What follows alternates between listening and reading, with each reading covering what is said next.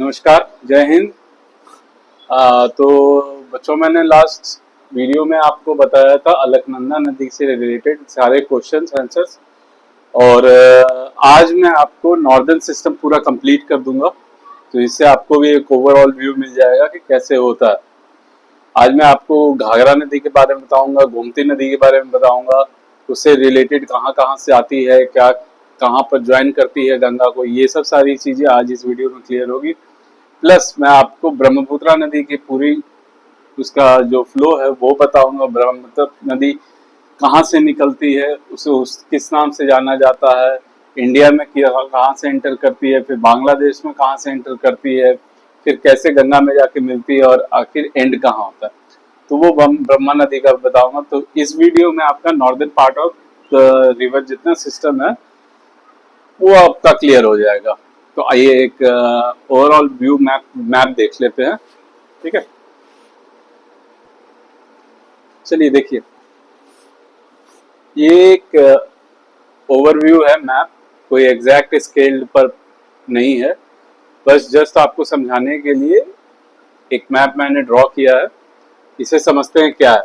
गंगा नदी के बारे में तो मैंने आपको सारा बता दिया, कहाँ से निकलती है, किधर से जाती है, कैसे बांग्लादेश में इंटर करती है और फिर लास्ट में बे ऑफ बंगाल में ये डंप हो जाती है। ठीक है, तो एक गोमती नदी है, घगरा है, गंडक है, कोसी है, ब्रह्मपुत्रा है। ये बेसिकली चार पांच नदियां हैं जो कि इम्पोर्टेंट है। ठीक, तो सबसे पहले गोमती के बारे में बात करते हैं। गोमती नदी का जो ओरिजिन है वो गौमुख घाट है, पिलभिट यूपी में। ठीक है, ये ऊपर चला गया, कहा नहीं होगा, जहां से इसकी ओरिजिन है। इस डिस्ट्रिक्ट को कहते हैं पिलभिट डिस्ट्रिक्ट, यूपी, उत्तर प्रदेश से इसका ओरिजिन है गोमती नदी का। ठीक है, और गोमती नदी टोटल ऑफ 20 टाउन्स, 20 शहरों को कवर करते हुए जाके फिर गंगा में मिलती है। 20 शहर जैसे आपको जौनपुर हो गया, जफराबाद हो गया, लखीमपुर खीरी हो गया, ऐसे करते करते फिर ये जाके गंगा नदी में मीट करती है। ठीक है, लखनऊ हो गया एक एरिया, वहां से वो फिर जाके सीधे मिलती है। गोमती नदी की से काफी खेती के पर्पज से काफी यूज होता है, क्योंकि मानसून सीजन जब भी आता है तो ये काफी अच्छा इसमें राइज देखने को मिलता है। जैसे 10 से 12 मीटर्स का टोटल राइज होता है इसका नदी में। ठीक है, अब ये गोमती नदी मिलती है गंगा से। गंगा में कहाँ पर मिलती है, तो गंगा में एक जगह है कैथी, सॉरी, कैथी, जो कि पड़ता है गाजीपुर डिस्ट्रिक्ट में। गाजीपुर डिस्ट्रिक्ट में पड़ता है, यूपी में। उस जगह का नाम है कैथी। ठीक है, वहां से जाके मिलती है। और टोटल आपको इसके बारे में यही जानना है क्या? टोटल इसका लेंथ भी मैं आपको बता दूं, गोमती नदी का टोटल लेंथ जो है वो 960 किलोमीटर है। 960 किलोमीटर है। ये सब पॉइंट नोट डाउन कर लीजिएगा, क्योंकि ये सब काफी इंपॉर्टेंट क्वेश्चंस है। ठीक है, तो ये गोमती नदी के बारे में हो गया, जो इम्पोर्टेंट जानकारी थी वो मैंने आपको दे दी। आइए घाघरा नदी के बारे में जानते हैं थोड़ा सा। तो घाघरा नदी का जो ओरिजिन होता है वो होता है तिब्बतियन प्लेटू में, तिब्बत। ठीक है, ये तिब्बतियन प्लेटू में इंटर होता है और वहां से ये कट होके फिर शारदा नदी ब्रह्म घाट, जो कि पिलभिट डिस्ट्रिक्ट में ही पड़ता है, यहाँ पर हो गया। समझिए कि यहाँ से शारदा नदी है, एक और नदी है जिसका नाम है शारदा रिवर, वहां से जाके वो मिलती है और उस जगह का नाम है ब्रह्म घाट। ब्रह्म घाट, ठीक है। ये तिब्बत से होते हुए हिमालयन रेंज को कट करते हुए तब ये इंडिया में एंटर करती है। ठीक है, और ये सबसे लॉन्गेस्ट रिवर है नेपाल का। नेपाल की सबसे लॉन्गेस्ट रिवर कहा जाता है। अब ये कहाँ से ओरिजिनेट जहां से करती है उस जगह को कहते हैं, वो जिस जगह पे ओरिजिनेट होती है उस जगह का ग्लेशियर्स का नाम है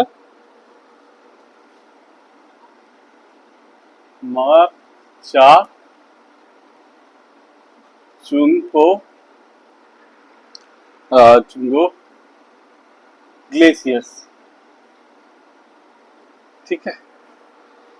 तो वहां से वो ओरिजिनेट करती है और गंगा में जब मिलती है तो इसके टोटल 970 किलोमीटर का रन हो जाता है इसका टोटल बिफोर मीटिंग गंगा, ठीक है। अच्छा, इसके कुछ और नाम भी है, वो भी मैं आपको बता देता हूँ, ठीक है। पहले ये जान लीजिए कि घाघरा नदी मिलती कहाँ है। यहाँ पर ये मिलती है छपरा के नीचे का एरिया, ये बिहार एंटर कर जाती है, बिहार एंटर, यहाँ पर पड़ता है छपरा, छपरा यहाँ पर ये मिलती है बिहार में, ठीक। इसका कुछ और नाम भी है, जैसे तिब्बत में इसे कहा जाता है, तिब्बत में इसे कहा जाता है मापचा सांगपो,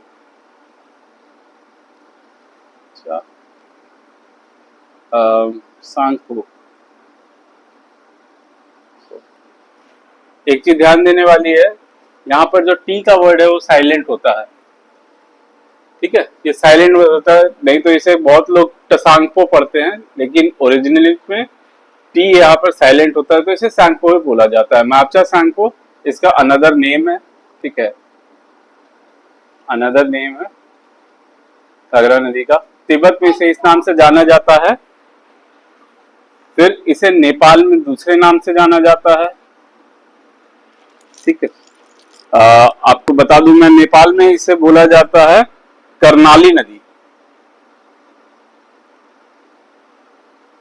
कर्णाली रिवर। फिर इंडिया में जब ये एंटर करती है तो शारदा नदी में मिलती है ये, और फिर इसे घाघरा कहा जाता है। नेपाल के कुछ पार्ट्स में भी इसे घाघरा ही बोलते हैं, लेकिन बेसिकली ये चूंकि नेपाल की सबसे लॉन्गेस्ट रिवर है तो मैक्सिमम एरिया में इसे कर्णाली नदी ही बोला जाता है, ठीक है ना। तो ये कुछ इंपॉर्टेंट फैक्ट्स हैं गोमती और घाघरा के बारे में, ठीक है। अब गंडक के बारे में हम थोड़ा सा पढ़ लेते हैं। तो गंडक का दो नाम है, ओरिजिनली गंडक को गंडकी नदी कहा गया है, बाद में उसे गंडक बोलने लगे लोग। तो गंडक और नारायणी इसके दो नाम है, इसे गंडक भी कहते हैं और नारायणी, ठीक है। यहाँ पर आपको एक चीज क्लियर, जो ब्लैक से मैं ड्रॉ कर रहा हूँ वो सब रिवर्स है, और जो रेड से मैं ड्रॉ कर रहा हूँ वो सब जगह के नाम है या फिर कुछ इंपॉर्टेंट फैक्ट्स है, इंपॉर्टेंट इंफॉर्मेशन है, तो इस पे ध्यान दीजिएगा।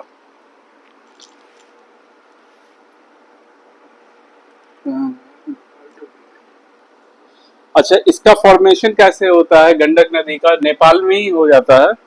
नेपाल में काली गंडकी के नाम से एक और नदी जुड़ती है, त्रिशूली नदी। एक, ये आपने नोट कर लिया, ठीक है।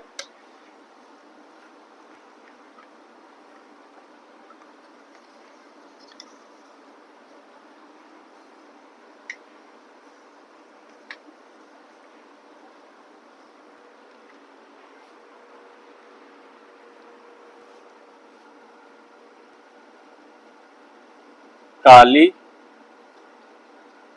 River plus Trishuli river Nepal में मिलती है, तो उसे फिर कहा जाता है गंडकी नदी, ठीक है। इसे एक्चुअली काली रिवर नहीं, काली गंडकी ही कहा जाता है, काली गंडकी कहा जाता है। तो वो फिर मिलके बनती है गंडक। एग्जैक्टली अगर देखा जाए तो ये वाला जो पोर्शन है ये बॉर्डर एरिया पे आता है, आपके तिब्बत के बॉर्डर एरिया पे आता है। तिब्बत से नहीं निकलती है, निकलती नेपाल से ही है गंडक, बट ये तिब्बत, नेपाल और तिब्बत के बॉर्डर एरिया से निकलता है,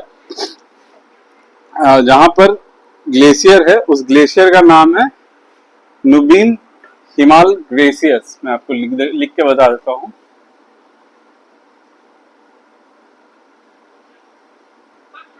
न्यूबीन,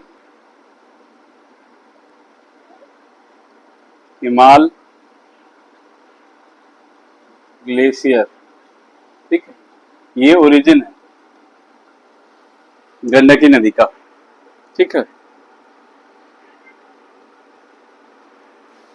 उस रेंज को, उस रीजन को कहते हैं ये भी मैं लिख देता हूँ, मस्टैंग रेंज।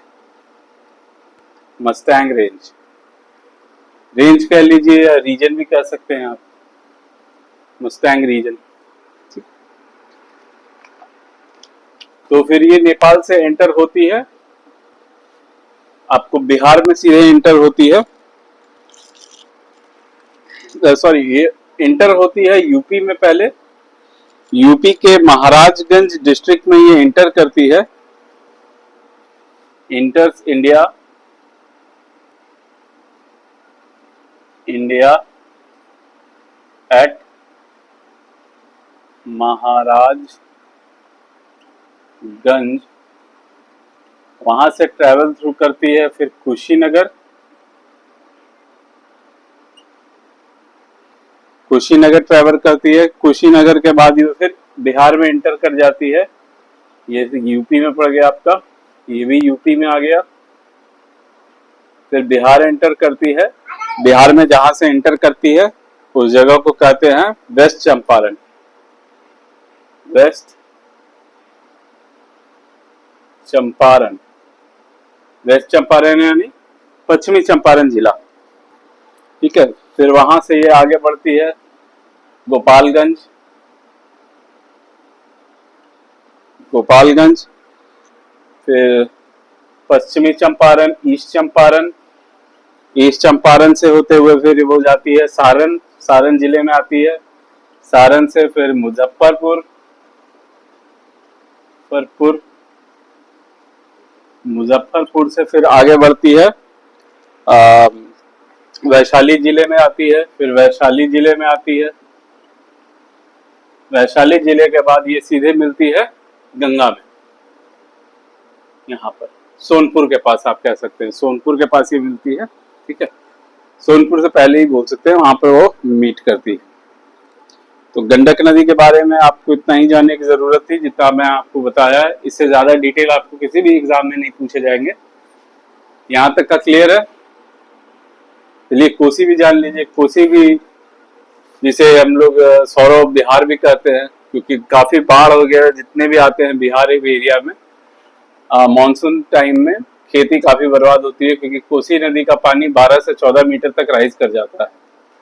तो कोसी नदी के बारे में यही है, ये भी इंटर करती है नेपाल से ही होते हुए आती है सीधे, और फिर ये मिलती है गंगा में, गंगा में मिलने के बाद भी फिर आगे चली जाती है वेस्ट बंगाल होते हुए आपका बांग्लादेश में। यहाँ तक कोई डाउट देख लीजिए आप एक बार, नोट करना है नोट कर लीजिए। चलिए आइए ब्रह्मपुत्रा नदी के बारे में थोड़ा सा देख लेते हैं, कहाँ से निकलती है, कैसे जाती है, क्या क्या नाम है उसके। ब्रह्मपुत्रा नदी का एक इम्पॉर्टेंट फैक्ट है, वो मैं लिख दे रहा हूँ तो आपको ध्यान रहेगा वो सब।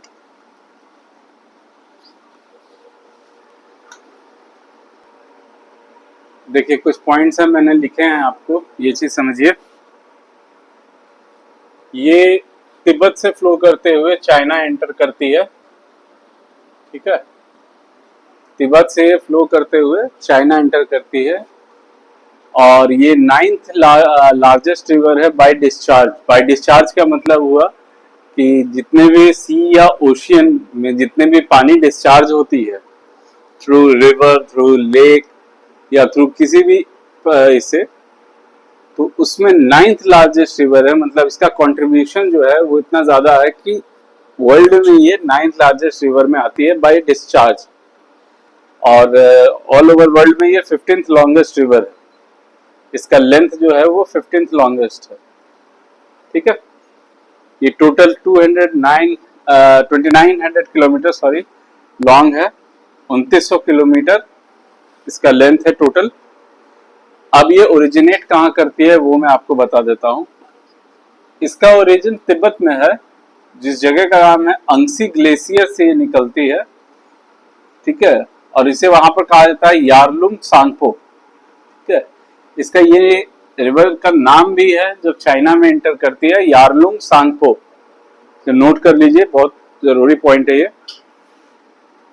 अंगसी जो ग्लेशियर है वो मानसरोवर लेक में आती है, नियर कैलाश पर्वत। वहां पर आपका कैलाश पर्वत है, ठीक है। तो वहां से ये निकलती है। अब 2-3 पॉइंट्स इसके और हैं, वो भी मैं आपको बता देता हूँ, ठीक है। ये तिब्बत से फ्लो करते हुए चाइना आती है, चाइना से फ्लो करते हुए इंडिया आती है, इंडिया से फ्लो करते हुए फिर ये बांग्लादेश चली जाती है। अब इंडिया में एंटर कहां पर से करती है? इंडिया में एंटर करती है ये जिलिंग, जिलिंग एक जगह का नाम है जो अरुणाचल प्रदेश में है, एपी। जिलिंग से एंटर करती है अरुणाचल प्रदेश, अरुणाचल प्रदेश से होते हुए फिर ये असम, असम से होते हुए फिर ये सीधे बांग्लादेश चली जाती है, जो कि वहां पर ये फिर गंगा से मिलती है, ठीक है ना। अब इसके कुछ अलग अलग नाम भी हैं, वो भी जान लीजिए आप, कहां पर इसे क्या बोला जाता है, ठीक है। वो भी मैं देख लेता, हम लोग देखते हैं कैसे है क्या है। हाँ तो देखिए स्टूडेंट्स, इसके कुछ और नाम भी हैं, ध्यान दीजिए।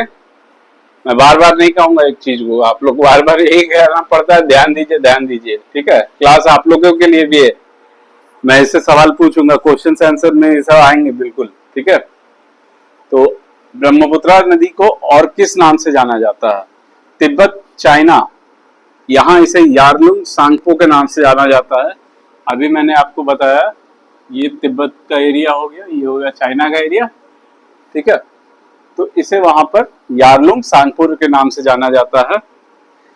और ये फिर एंटर करती है जिलिंग से, अभी मैंने बताया था थोड़ी देर पहले, जिलिंग से एंटर करती है अरुणाचल प्रदेश में।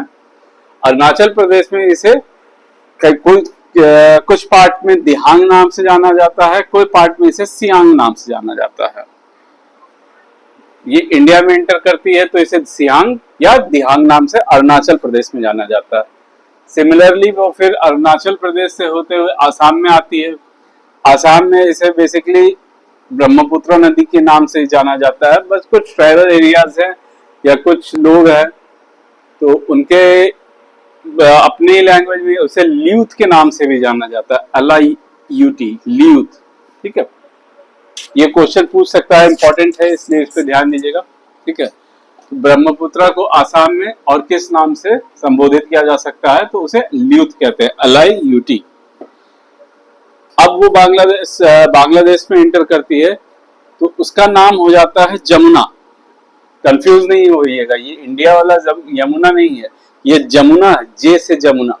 इंडिया में जो है वो यमुना है, य से यमुना, ये जे से जमुना। तो ये जमुना के नाम से जानी जाती है। जैसे बांग्लादेश में एंटर करती है इसे जमुना कहा जाता है। और आपको मालूम है जब गंगा एंटर करती है बांग्लादेश में तो उसे पद्मा के नाम से जाना जाता है। तो जब पद्मा और जमुना दोनों बांग्लादेश में मिलती है तो वहां से जो नदी निकलती है उसे मेघना नाम से जाना जाता है, ठीक है। यहां तक कोई डाउट है? किसी को कुछ पूछना है पूछिए। तिब्बत से निकली चाइना से फिर अरुणाचल प्रदेश, अरुणाचल प्रदेश से आसाम, आसाम से बांग्लादेश होते हुए फिर लास्ट में बे ऑफ बंगाल में जाके डिस्चार्ज हो जाती है, ठीक है। 9th लार्जेस्ट रिवर है, आपको याद है ना, अभी बताया था मैंने डिस्चार्ज के मामले में। और 15th लॉन्गेस्ट रिवर है इन द वर्ल्ड, ठीक है। यहां तक कोई परेशानी, कोई दिक्कत किसी को? फिर ये नहीं कि सर आपने ये नहीं बताया, वो ऐसा नहीं बताया कि इसमें और कौन सी नदियां मिलती है, कौन सी ट्रिब्यूटरी मिलती है।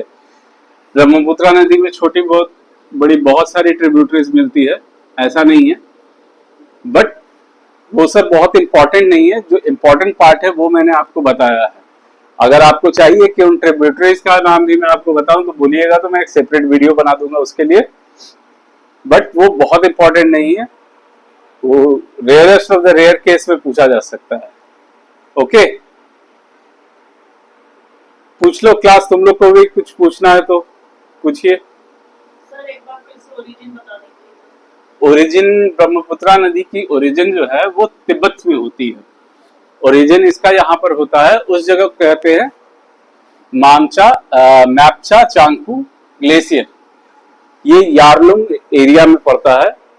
यारलुंग एरिया कहाँ आता है, तो वो मानसरोवर लेक में आता है, जो कि है नियर कैलाश माउंटेन। तो ये तिब्बत में ओरिजिन करती है, यहाँ पर तिब्बत में, तिब्बत से होते हुए आती है चाइना। इस दोनों जगह को यहाँ पर इसे यारलुंग सांगपो के नाम से जाना जाता है। आपको ये भी बताया मैंने, सांगपो में टी साइलेंट होता है, ठीक है ना।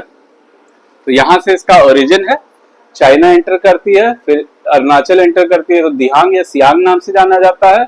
आसाम एंटर करती है तब ब्रह्मपुत्रा या ल्यूत के नाम से इसे जाना जाता है। देखिए, ब्रह्मपुत्रा या ल्यूत के नाम से जाना जाता है। जब बांग्लादेश एंटर करती है तो उसे जमुना के नाम से जाना जाता है, और जमुना पद्मा जब मिलती है तो उसे फिर मेघना नाम से जाना जाता है। पद्मा कंफ्यूज नहीं होइएगा, यमुना का नाम ही पद्मा है जब वो बांग्लादेश में एंटर करती है। तो ये आपका क्लियर हो गया, ठीक है। देख लीजिए, इसे नोट करना है कर लीजिए आप लोग, ठीक है।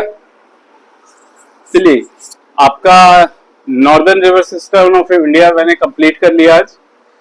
अब मैं कल दूसरी वीडियो, नेक्स्ट वीडियो में आपको central river system of India से स्टार्ट करूंगा, जिसमें सबसे पहले जो मैं आपको क्लियर करूंगा, क्योंकि बहुत इंपॉर्टेंट है, आपको जानना बहुत जरूरी है कि इंडिया का ड्रेनेज सिस्टम कैसा है। तो इंडिया का ड्रेनेज सिस्टम कुछ टाइप्स के होते हैं। कौन कौन सा इंडिया में फ्लड प्रोन एरिया है, तो वो सब चीजें मैं नेक्स्ट वीडियो में बताऊंगा। और प्लस सेंट्रल स्टार्ट करेंगे, central river system in India. कोई क्वेश्चन,